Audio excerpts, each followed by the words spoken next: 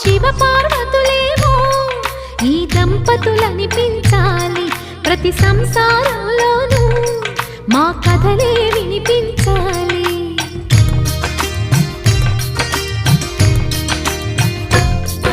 ఆ సిరిని శ్రీహరిని మా జతలో చూపించాలి, శ్రీకాంతుల కొలువంటే మా కాపురం అనిపించాలి. మా ముంగిలిలోన పున్నమి పూల వెన్నెల విరియాలి, మా చక్కని జంట చుక్కల తోట పరిపాలించాలి.